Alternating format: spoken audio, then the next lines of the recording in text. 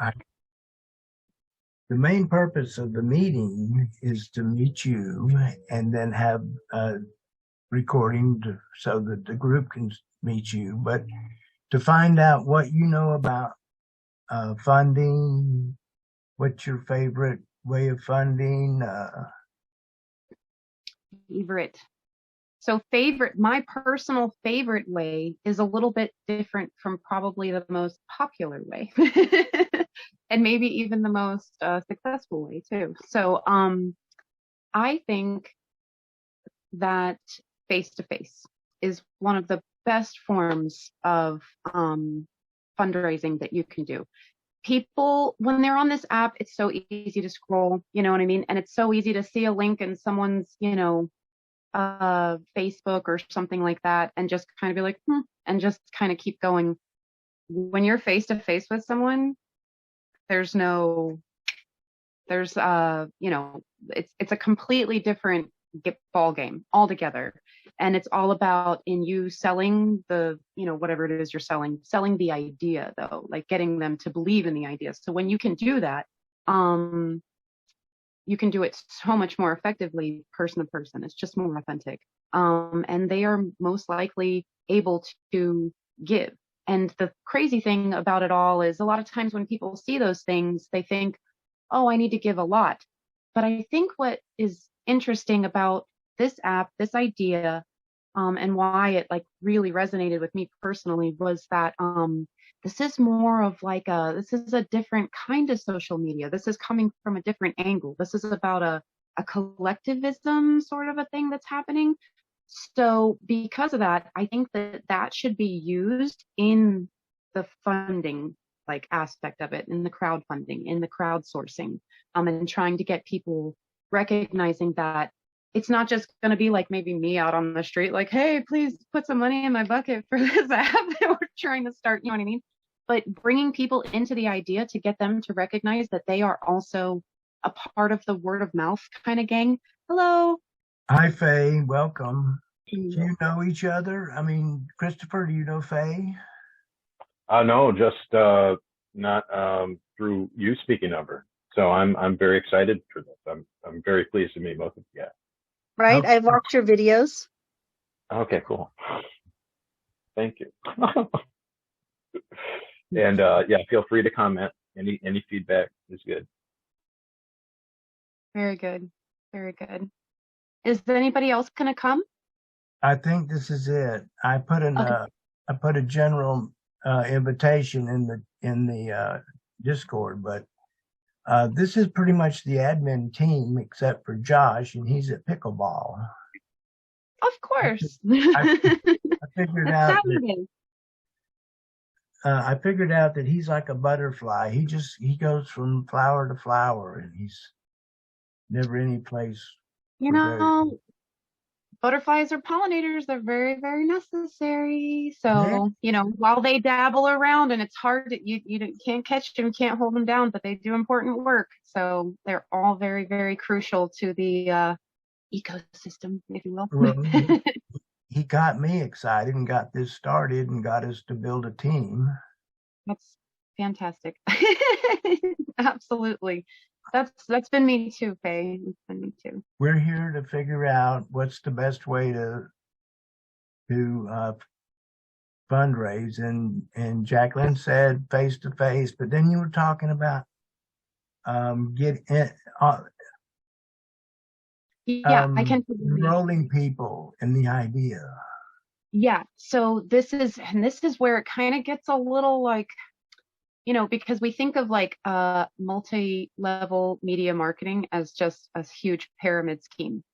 And it is. It absolutely is. I'm sorry for any of you guys that don't know, if you if you don't know already, but multi-level media marketing is like it really just fuels the the ones at the top, and then everybody else is kind of doing the work. But I think in this, it's a little different because there's a collective gain from it. So it would kind of be using almost that sort of approach as like when you're bringing people into this idea, they're not just like, and I was going to say also that it's not going to be highly likely that we're going to get people walking around face to face for this. So it's going to have to be the virtual walk, I think, of like enlisting people virtually and having them recognize that it's not just about, what they can donate as far as dollars. Maybe they can't donate a thing, but word of mouth is the absolute best form of advertising. It still is to this day. The anecdotes are very powerful, and you can get a resonance with people in that kind of style of marketing and fundraising. And when people want to adopt that idea for a purpose, for a reason, it's different than just throwing a few bucks at something and then, moving on to the next or whatever it may be. So this is more of like a, like bringing people into the bigger idea of what you want to see come from Collate. And that's what it's going to be. And you're really good at that, TC. You're really good at, creating the reality through repeating it, and just getting that narrative out there and repeating it over and over and over again, because it works. It really works. And right now there's such a vacuum for a positive social media that I think it's hugely possible that it could really, really resonate with some people, and maybe even the right people. But I think that there's going to be a few different tiers of how you kind of approach it. You're going to kind of want that, person to person aspect that you're going to have by coming across people on this app and using all the different apps and, it kind of enlisting people. I hate that word, but enlisting people into the idea. But then also another aspect to the fundraising, I feel like, and this is where I personally come in, because I've had this idea for a while of, it's like let's just say that the money that is out there for things like this, it's like sorry to cuss, but it's like a fucking ocean. There is so much out there. You've got to keep throwing that reel out. You got to keep throwing that reel out, because there's a lot of people that want to be a part of that thing. And that's where it's going to be about, like, maybe even going to some wealthier individuals and doing some like person to person, like requesting, like trying to get to specific individuals that we know have, whether they have an inn somewhere, whether they have whether they have money to give to, but a platform that they are willing to share on. So by using all these other little tools and kind of like bringing them all into one, making people feel really included in creating this social media. And that's going to come to you, TC, to like really kind of solidify what you want it to look like, because at least in my experience, a lot of people don't have the best visualization tactics for something that's so out of the box and completely new.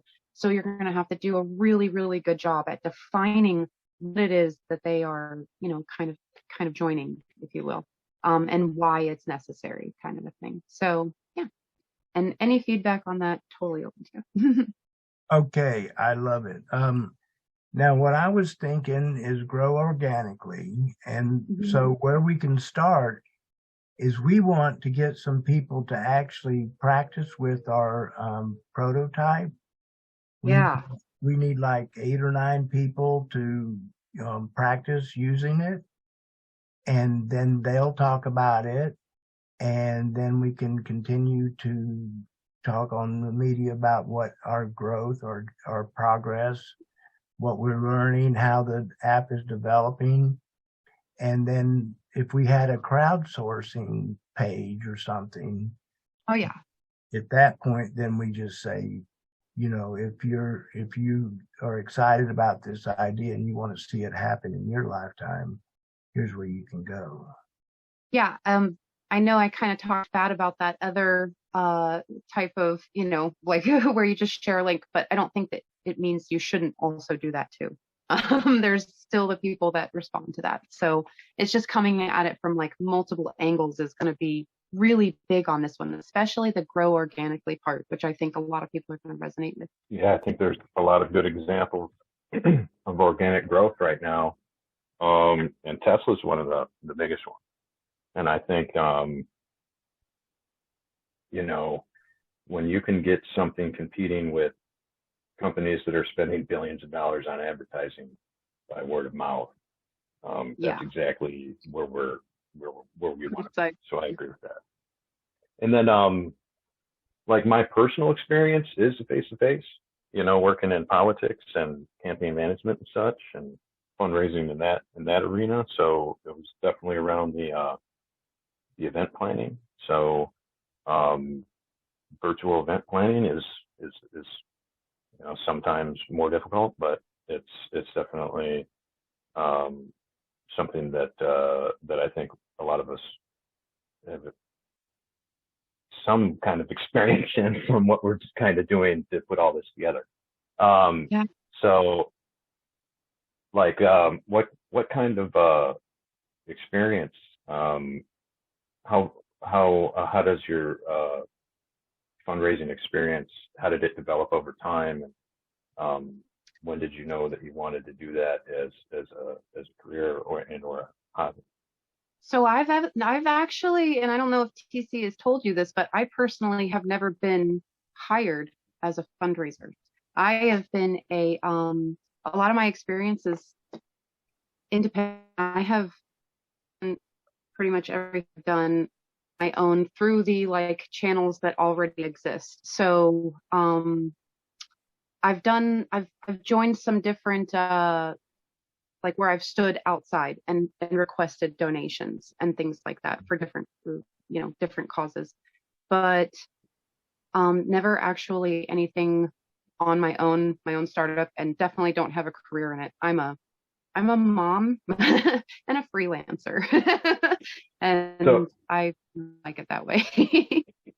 that's okay, and that's nothing to worry about, because I like the intensity of your tone and the coming up with things on the fly.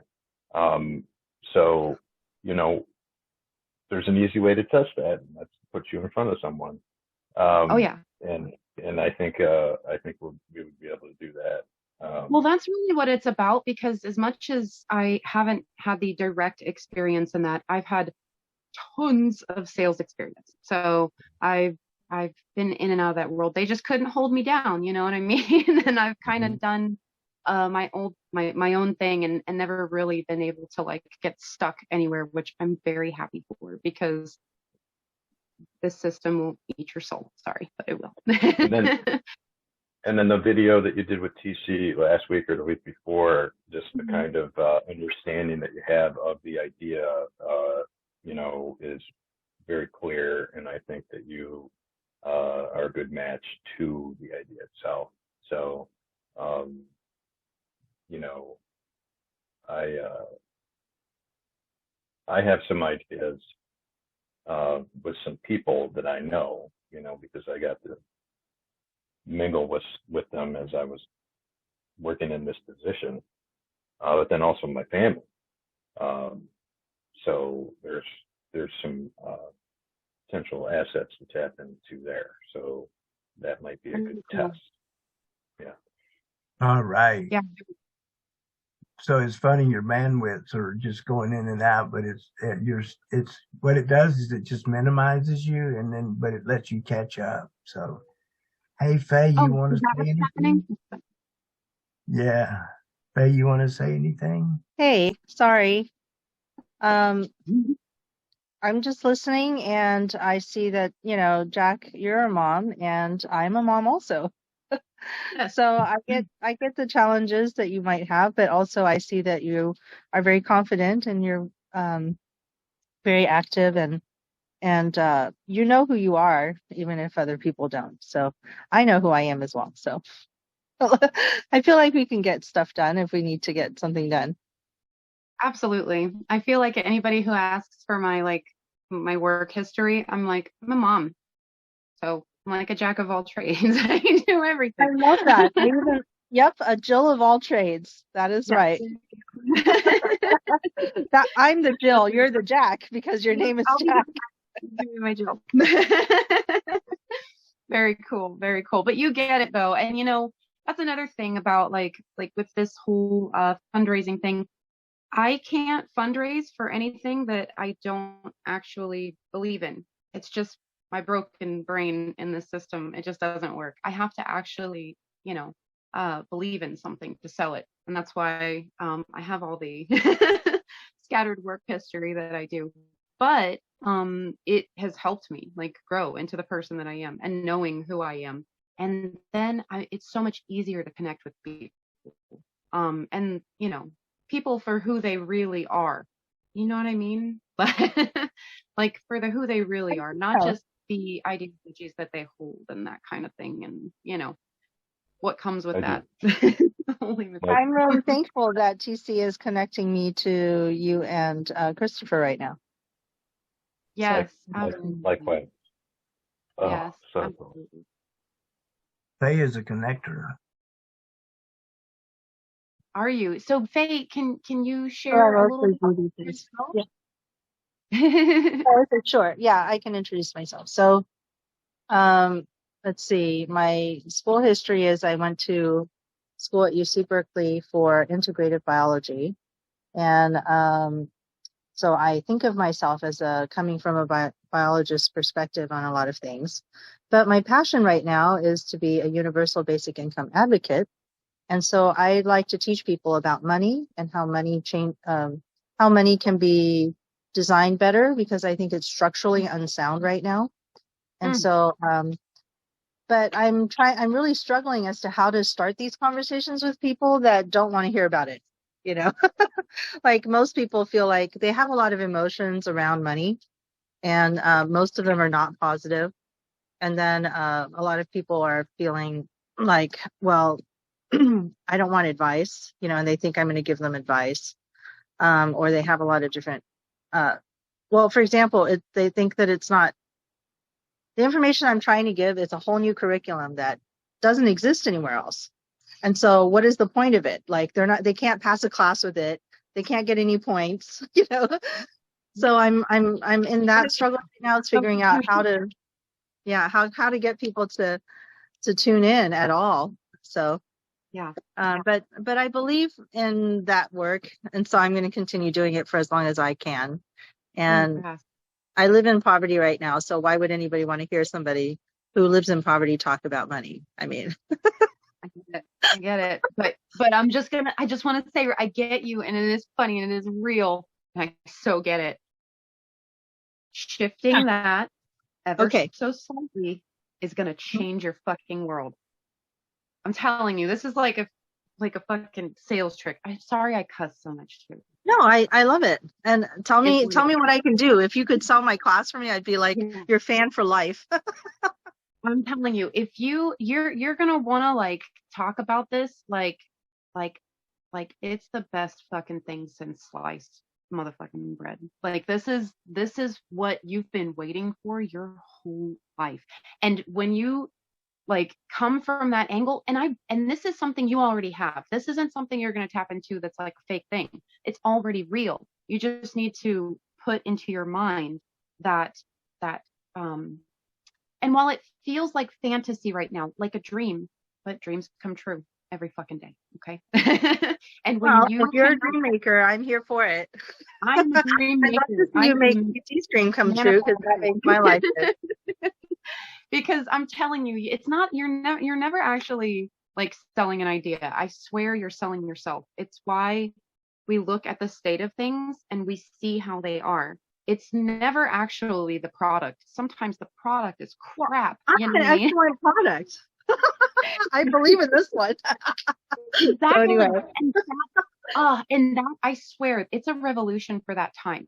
It's a revolution for the time where people, and you see it on this app all the time on TikTok. I just watch all these people just craving the authenticity, craving the connection, craving to feel like they're not fucking alone. Like they have all these ideas and they're scared and they're worried and they're nervous and they're also in poverty. Guess what?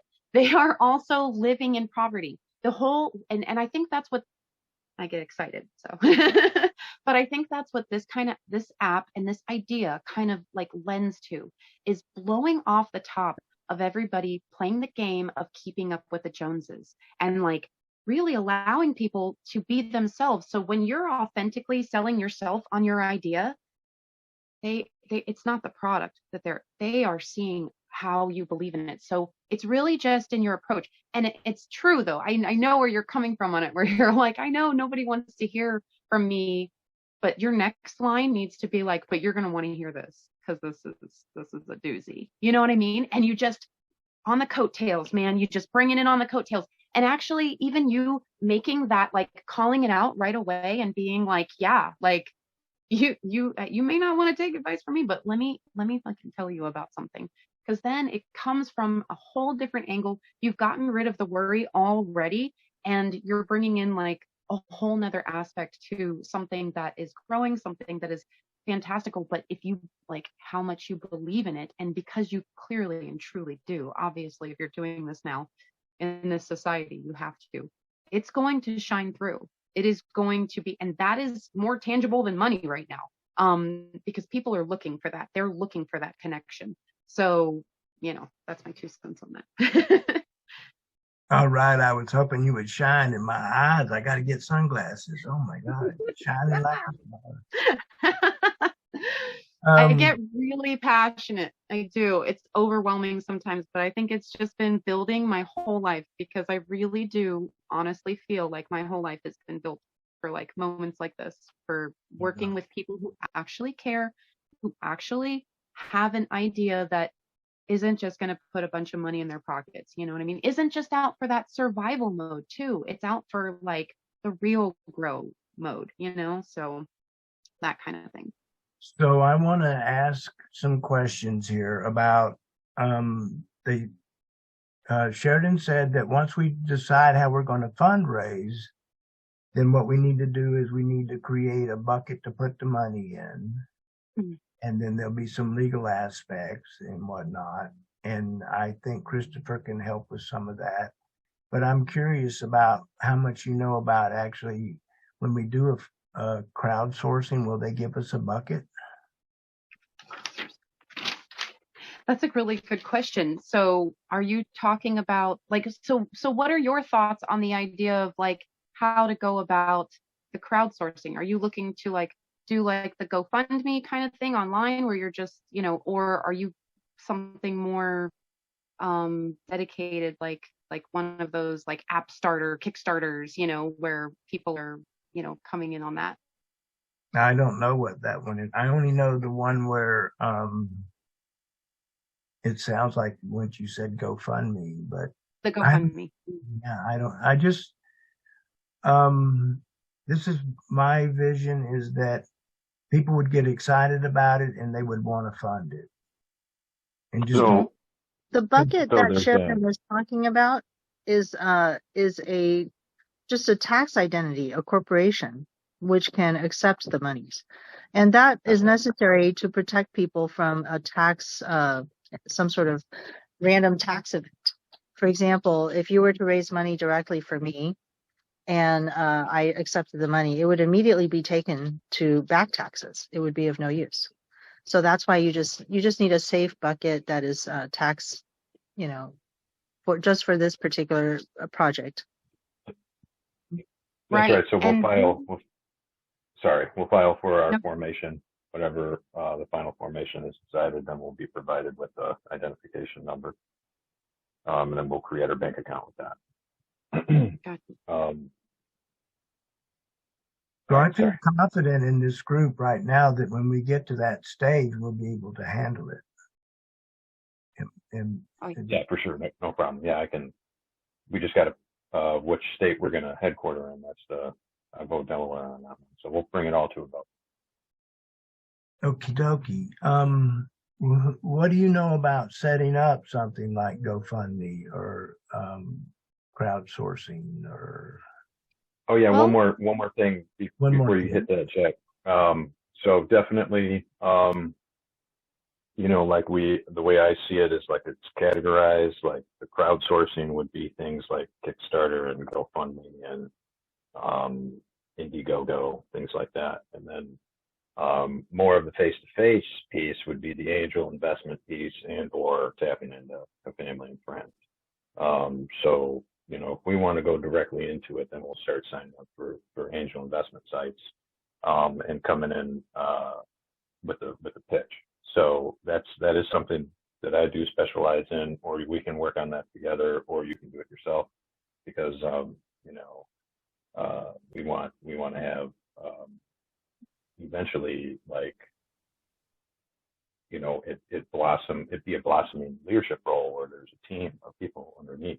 So that's kind of what I'm thinking. Absolutely. Yeah, definitely. Like I said, and I've mentioned this to TC, but I'm a jack of all trades. I know a lot of stuff, but I'm not really I've never done anything like this before. But I'm a pretty fast learner. So I'm confident in my abilities of like figuring it out along the way. And I definitely have a good idea, but am not looking really for a leadership role.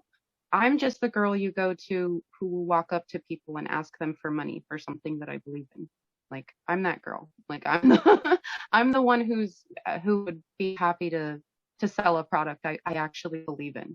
That's me. Like, and so whatever way that I can be useful in that aspect, I'm 100% down for. Like when I started with, you know, talking with TC, and we've only really we've had one Zoom, and then we've had a lot of like communication through text through TikTok, but typically, yeah, like in our conversations, we haven't gotten too deep in like my history or like where I'm from or what I've done. And like this is I just want to be 100% honest. This is like brand new territory for me, and I am ready to jump in both feet, like any chance that I can for something like this. So, but I'm not. I was willing to do it for free, like honestly, because it's probably my problem. My No, that's all good. I think it's like sometimes I frown on expertise, because if you're too much of an expert in something, you're not going to be able to see a disruption coming from the outside. So, and then, you know, like the people that do disrupt these days really don't know about anything that they're about to head into. So, you know, and others plan it and both succeed and fail. Yeah. So I'm completely in on that for sure. A lot of the reason why something succeeds and versus something that doesn't succeed is because the people who are doing it don't know that they can fail. So they just keep doing it. I mean, they just continue doing it until it's done. It's just like I knew my friend who was a music teacher. She wanted to switch roles, and she decided she was going to open up a bilingual daycare, and she was going to practice in her home, and then she was going to get a place, you know, bigger to do her real thing. Okay. But what does music teachership have to do with this? Nothing, right? But I knew she was going to do it because she was never going to stop. You know, she was going to do it until it was done. It's, you know, sometimes it's just a matter of continuing. But the question is just whether we can all afford to do it. Sometimes we run out of steam because we have to take care of other things in our life, and we just don't have enough energy to continue on something. So hopefully you're in a good position, and if you are, and we all just continue on, and I'm sure we'll get there. So I can say right now that Jack is somewhat has a schedule that has to deal with her daughter, who then precludes us being able to communicate it during those period of times other than texting. But Right. I'm feeling that what I wanted to say is we need to work together. And I've already started to understand that, you know, like Sheridan can work like once a week. And, you know, that's the pace that we're going. And so I want to bring up one word before we go overtime, but no, we got plenty of time. Stigmergy. Stigmergy. And stigmergy means that, like, say you build a sidewalk that goes down in the corner and turns and goes back up. Well, somebody comes along and they decide one day, I'm not going to walk all the way to the corner. I'm going to cut across right here. And they walk across. Well, somebody else comes along and they see that evidence that somebody walked there. And then they walk there too. And then after a while, that becomes a path. And after a while, that becomes what is. Yeah. So it is not a sense of, hey, I got it, come over here. It's like, I'm doing this. And if you want to follow, yeah, come on. Yeah. And Yeah. like that. So exactly. Yeah, because did I? you're always going to have those people, that want to stick to the path. You know what I mean? You're going to have those, but over time that becomes the path. So absolutely. Well, we're doing something completely different. And, I really got it this morning when I was making that TikTok that, we're moving from that anger, fear-based paradigm of the social media is based around getting eyeballs and making money.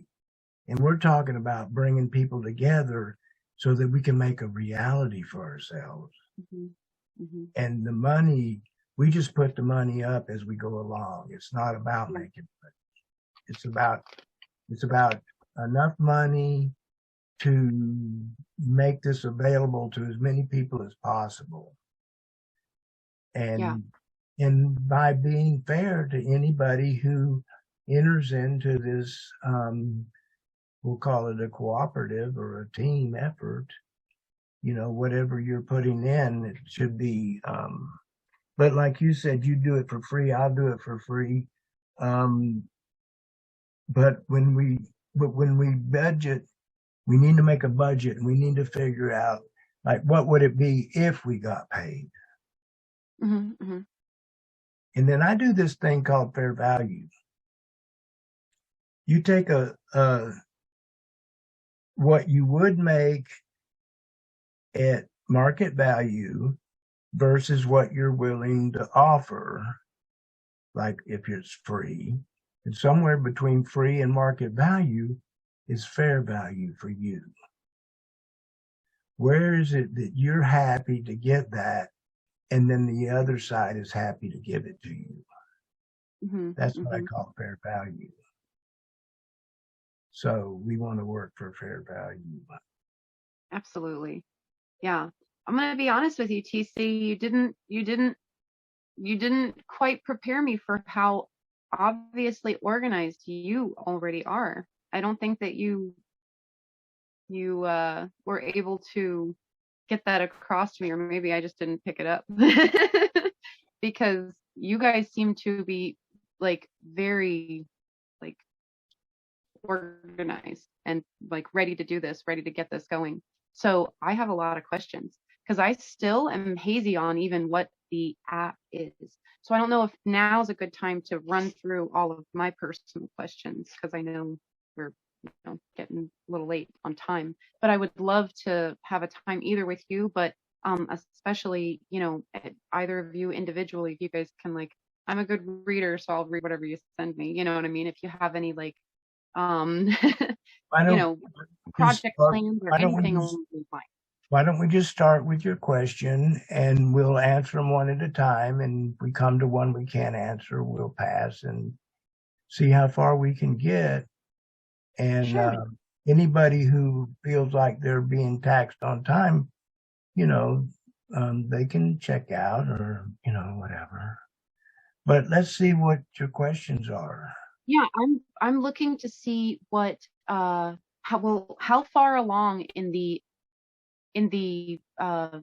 phase of the app creation itself, in the like, what do you have as far as that goes?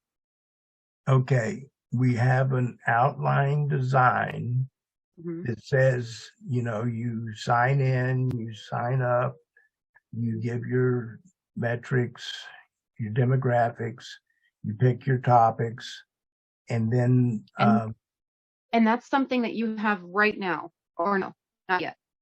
That's an idea. It's a drawing. It's a design. It's not the actual app. It's a design of the app. And then it's just to tell you how the app will work. Right. What they're doing is they're going to do what's called a minimum viable product. And so what they want to do is where we want to get it where we have, enough people to give information into the app so that we can see what the AI is going to do with it. Mm-hmm. So we're in the prototype of trying to see how it will work. But we know what we want is to people sign up and they're giving their demographics, pick the topics, and then they talk into the topics.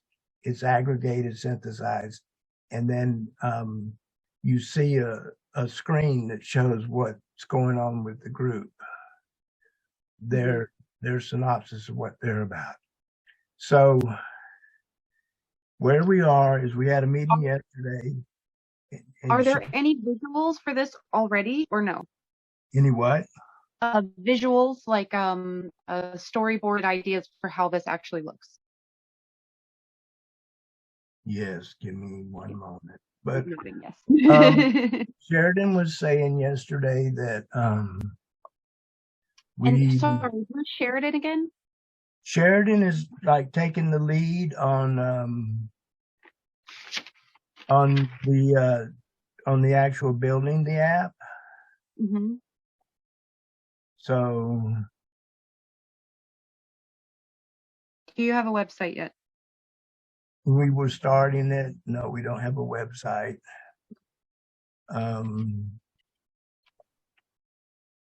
Gotcha.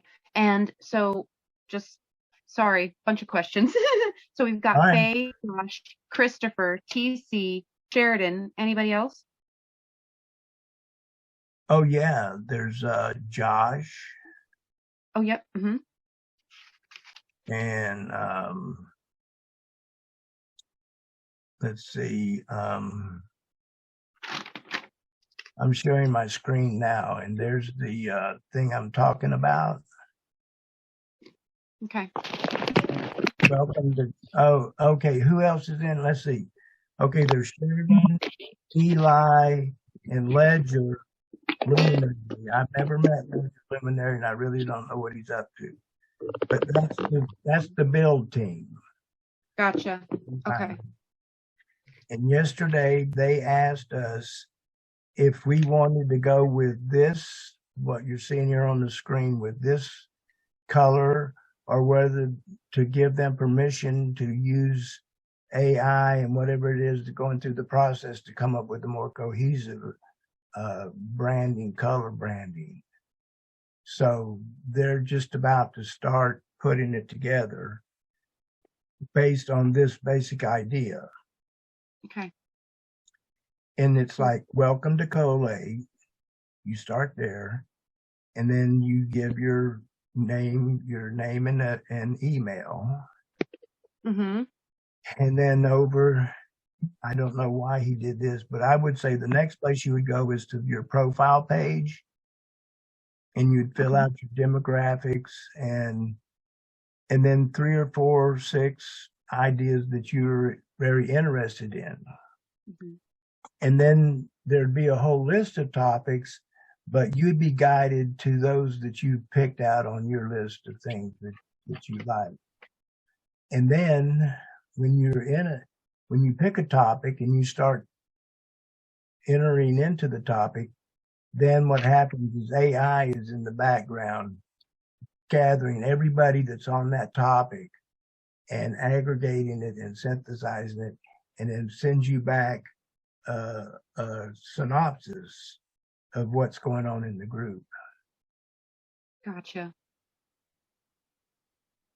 So, is there any way, or if this has already happened, is there any way to have like a sampling of that already? You might make like maybe using AI and like what that would look like. That's what they want to do. That's what they're working on. Gotcha. They want see what that's what I'm saying. They want to just create, data in, data out, real simple, but it goes through AI. And so they want to see how they're going to how the AI is going to work. So that's what I'm saying. You need like 8 or 9 people to play. Mm-hmm. And So so the they'll beta testing for this, when that comes, is that going to be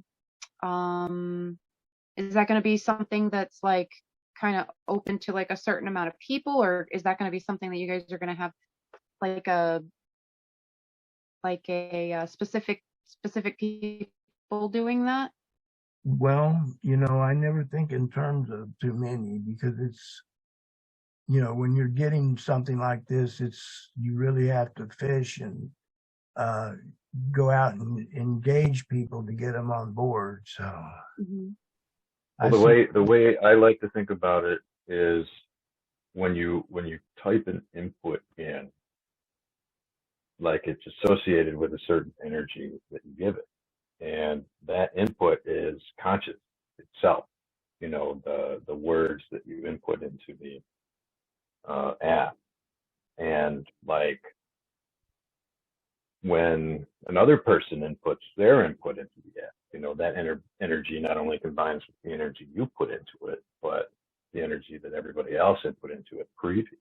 So it's like the output or the synopsis or the summary is meant to be a convergence and conglomerate of all that energy together. So we should all feel it when we look at it, and then the value, in my opinion, is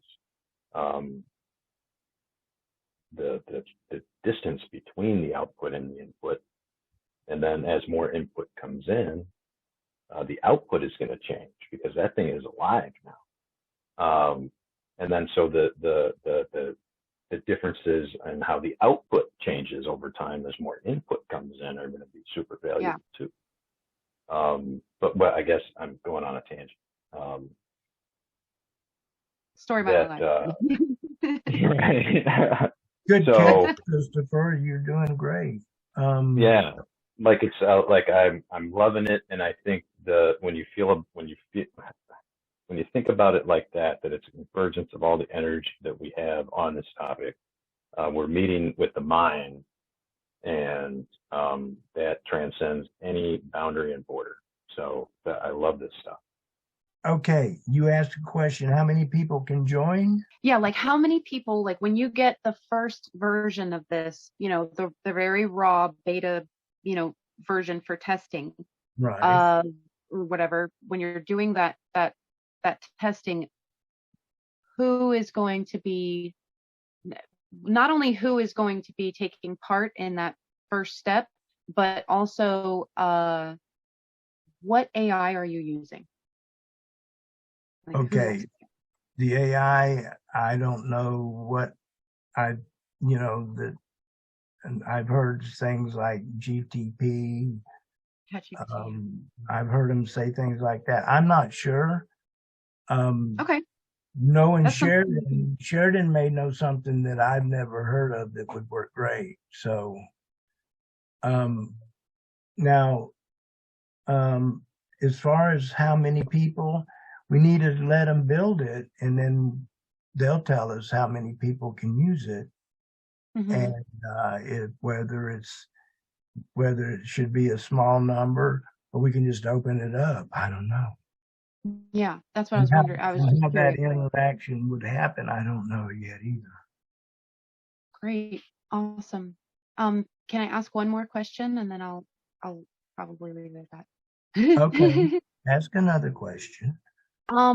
Whose idea was this app? Was this you, TC, or was it Christopher, or whose like original idea was it? Okay, Christopher and I were talking, as we always did, and I don't remember exactly how it happened. I was saying something like, I wish we could do such and such and such, and Christopher and I got it to the place where I could ask the question to AI, what would an app look like that, and the things that we discussed the app would do. I told it the GPI, and it gave me this great breakdown on, it said, a revolutionary app being designed to aggregate, synthesize thoughts, ideas, and emotions from a diverse group of individuals providing an overall synopsis of the collective experience.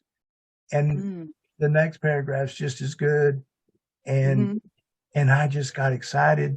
Josh said he could do it. We'd get up every morning and work on it until he got to the place where he said, we need a team. And that's a lot. There's a lot. There's a lot here. There's a lot. I mean, yeah, you guys know that. Like, I'm not saying anything new. It's a lot. So I totally get it. So, I'd there's TC and I have talked. There's a lot that led up to this. This is comprehensive. This is not just from one moment. Right. Like, I love that. Totally, because I had just been talking about aggregating, move to earn apps before that. So this is like a definite catalyst. And then I need to take time off because I'm in the middle of a custody battle myself, or I'm in the middle of a custody battle, I should say. And so it's like that's really taken up a lot of time for me, and I'm very emotional because of it. But the part about expanding the fullness of understanding, like further is one of my favorite words, and expanding furthering the understanding of everything is kind of what the mission statement was coming from my mind, for furthering humanity's understanding of it. And that's kind of been like, and then my whole integration piece. So moving from activism to integration is so important in my opinion. Oh, yeah, totally get it. Yes, so excited. And but TC's been with. We've been doing this together over the phone the last 2.5 years. So this is definitely a team effort, and we are doing this. Wow, that's what I was looking for. That was the answer I was looking for. That answered all of the questions that I had, basically. I was looking and my next question now, because of that answer, is: do you guys have a marketing team? Is anybody specifically on the marketing aspect of this?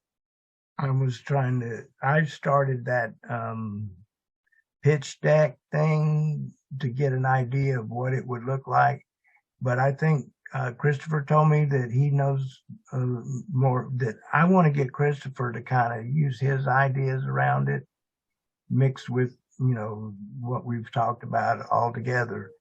And when we do a pitch deck, that'll tell us what our marketing scheme is.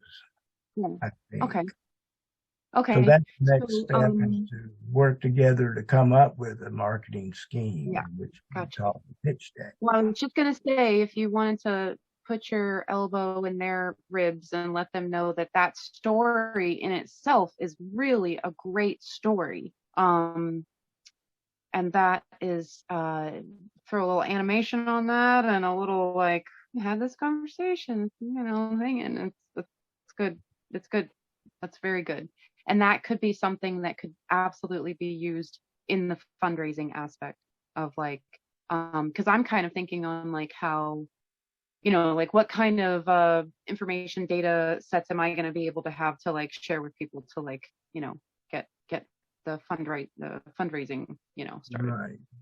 Yeah. And that's where I'm at. Now, one of the things that I have is I have a short attention ability. I can't keep my thoughts together very good. And so I really have to allow the team to roll, because if we wait for me, we're going to be backing up. But anyway, I felt excited about starting this meeting. I like the way it took off, and I like the way everybody's showing up. And so more questions. Do you have questions, or are you waiting on me? Christopher or Faye, more questions? I would like to hear more introduction from Christopher, maybe. because I might have missed some of that. I jumped in like a few minutes late. Okay, yeah. So my name is Christopher Hatton. Right now I live in Metro Detroit, and my education is, um, I bounced around a little bit in undergrad and landed with an economics degree, a Bachelor of Arts. So that was an interesting time. Oh, Um, can I do my explorations with money with you at some point?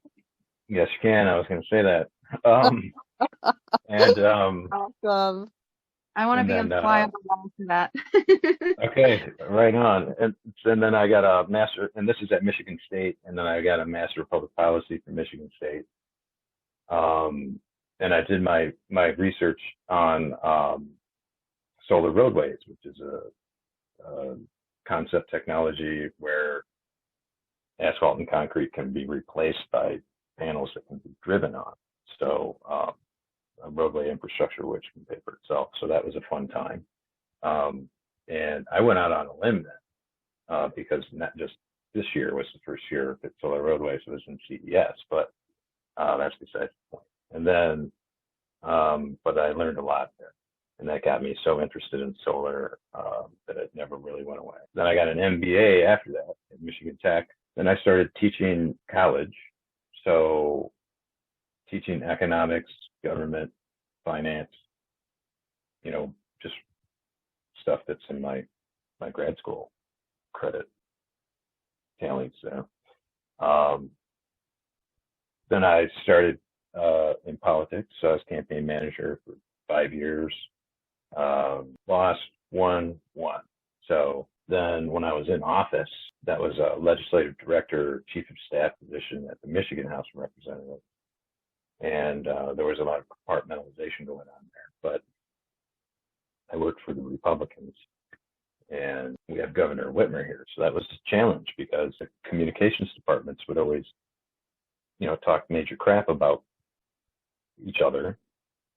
But I'm sitting here, negotiating with these people every day on the phone. So it's like most of a lot of it's a game, but I call it sportsmanship more than statesman. So that was a valuable experience because I was able to really get integrated at state level and kind of expand my network to encompass all these different facets because we were in like education, energy, insurance, military and veterans. We were in a bunch of different committees and chaired education. So then that COVID came in, and it's like being in the legislature during that time is difficult because you have the PPP and then the unemployment insurance. So people calling, and then like people that weren't getting money for unemployment were like they're starving and stuff. So we had to send people, police out to go check on them. And this is a wide swath. This is like 8 counties. So it's like okay, but sorry, I go on tangents too. This part was happening in Chicago. This is in this is in the Western UP, so it's a large area. It's very rural. But yeah, it was happening in Detroit, Grand Rapids. The big cities were getting hit hard, but the rural areas were getting hit very hard. And So real. that was a troubling time. But all we could do because we had no control over the executive branch was get these people in the list and call to get them bumped up if they kept calling us telling us they didn't have money. And then the businesses were like, oh, did we PPP money? We got to get it or we're going to go out of business. All the hospitals in the entire UP are like, we're going to go bankrupt if we don't get help right now. It's like, oh my goodness. So all these. When you say UP, what does that stand for? Upper Peninsula. Okay. So Michigan. Michigan, sorry. Local knowledge, my bad. No, I picked up on it. I've been through that. And then and then I retired, and then I'm like, so I had a falling out. My boss was actually my government teacher, actually the teacher of the class I'm teaching right now, which is awesome. I'm teaching online, of course, but I was there when he was teaching it. But he became my, I ran into him in the parking lot one time. He's like, "You want to be my campaign manager?" I'm like, "Yes." And then it went full circle. I remember back when I was a freshman, he was one of the things that stuck with me the most. He said in the entire class, he's like, "We got to get more people to vote because then legislators will pay more attention." And I took that to heart. I'm like, yes, I love that stuff. Who said And my boss, my teacher, then his name is Greg. He became a father figure and a friend and a mentor, and then a boss in the legislature. And then he, as we're going through this Biden-Trump election, there's all of these kinds of things going on, but he obviously forgot some really core things, and he comes to me like January, after January 6th, and he's like, I want you to write a bill that will prevent people from voting here in Michigan. And I'm like, well, okay. So I quit. I literally quit that day. But I told him, I'm like, "Do you remember saying this to us back in the class?" And he's like, "Yes, I remember." And I'm like, "You just lost me because you asked me to do that." And it still hurts. Yeah. So what happened? Was it that getting into power and having money coming from the political scene, was that something that changed him, do you think? Or? I think he did, for like observationally, I think he held on for a long time to his values. And but it was clear when he was falling into line, and asking me to do certain things, and meet people in places and stuff like that. And I started telling him I don't feel comfortable doing that. And I tried to tell him, I'm like, "Don't go out to lunch with these people. It's all recorded. And people will make a commercial about that if you do it too much, just like your predecessor." And he just didn't understand that. But he had me pretty much deal with all the lobbyists, and that was hard because he had a lisp and he had a little bit of a delay. But then it's like I'm tangenting again, working on something for 18 months, and then all of a sudden it just disappears like this, and then he does nothing about it. So it's like there's so much Wow. stuff you don't get emotionally attached to some of that work. Sorry. That's the problem. Oh, golly. How do you do that? Whenever somebody which is, let me know. The tangent I want to take us on is, did this affect your relationship and now the fact that you have a custody battle going on? Or? Oh, no, so Greg that's separate from that, but we still talk on the phone. He's still a friend and a mentor. Custody battle is separate from that. My baby's in New Mexico right now, and I'm in Detroit. But that's touchy. That's a touchy thing. Didn't affect your relationship, the things that were happening on this campaign, that you're in your job arena. Oh no, the relationship with my partner started after I left the legislature. Yep. So good question. Okay, so now where are we?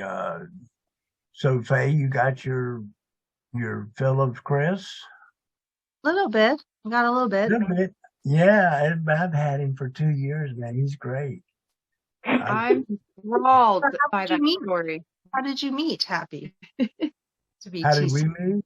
We met at Copiosis. Oh, yeah. Okay. And we were going to do an action committee for copiosis. And Christopher came in, and it was like I just felt him, and I just knew that we were connected.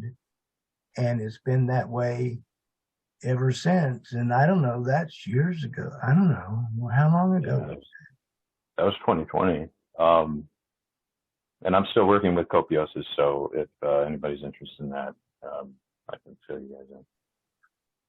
Yeah, Jack was asking me about communism and socialism, and I was saying think beyond that, which is copiosis and the whole new way of distributing our value. Okay, where are we? We're pretty good on time. So, anything else to be said? So I do have a lot of ideas on the marketing side. So we can talk, because I kind of build out the value proposition and the product market fit in ways of input and output. So there's so much value in the input itself. There's so much value in the output itself. There's tremendous amount of value in the distance between the input and the output. And like I said before, the changes in the output hold tremendous value also. And I believe that not only products and services will be developed to pull, in one way or another, but also processes and thought paradigms and everything. So I firmly believe that this mechanism has the potential to decouple limbic resonance from people interacting with each other.